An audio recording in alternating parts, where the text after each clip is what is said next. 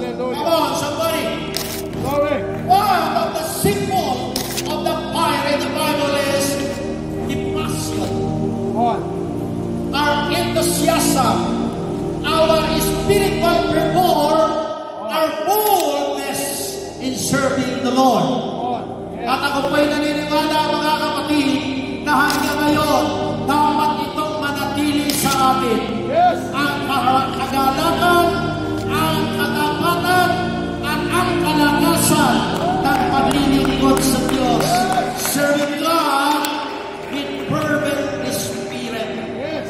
Napakahalaga, mga kapatid, sa ating paglilingkod sa Diyos. Meron tayong kalakasan, kagalakan, at meron tayo, mga kapatid, enthusiasm. Yes. Sapagkat sasabihin ko sa inyo, our enthusiasm can, what we call infuse others. Oh. Ito po'y nakakahawa. Hallelujah. Kapag ang isang teachers ay pumasok sa loob ng kanyang kwarto, mga kapatid, at siya'y masaya, at siya, mga kapatid, ay may kagalakan sa kanyang pagtuturo, nakakahawa po ito. Amen. Brother, mga kapatid, sa biyaya ng Diyos, alam nyo, after 20 years, lubog sa kasalanan, pumasok sa church, pumilo sa Holy Ghost. That Sunday, he was again filled with the Holy Ghost.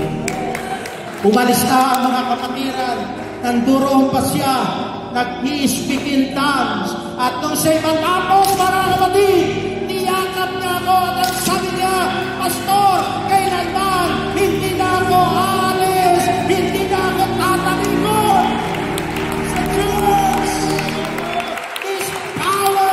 This power of God has a sustaining power. Yes. Sustaining power. Nagpapabalik at nire-realize mga nagkakasala ang kahalagahan ng paglilingkod sa Diyos. Because of this power. Siya. Hallelujah. Let us remember the showdown of Prophet Elijah and the prophet of Baal there in Mount Carmel. At sila, mga kapatid, ay nagpaligsahan kung sino ang tunay na Diyos. At ang kanilang napagkasunduan, ang Diyos na makapagpapababa ng apoy mula sa langit, yan ang tunay at totoong Diyos. At alam nga natin, mga kapatid, naghandog ang mga propeta na Baal. Wala pong apoy na bumaba. Yes. Oh, sir. Ay Delio, Hallelujah. wala pong bababang apoy sa maling pananampalataya. Oh. Walang bababang apoy sa maling motibo. Walang bababang apoy sa maling paraan ng paglilingkod sa Diyos. You must live in first, and then the power of God will come upon you. At dito, nung naghandog na, mga kapatid, si Prophet Elijah, mga kapatid, inilagay yung handog na bakang pinagpira-pirasyon.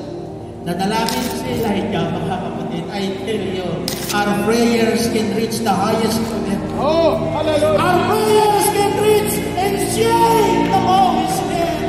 There is power in the mouth of the believers. Yes. And that is through prayers. Hallelujah. Kung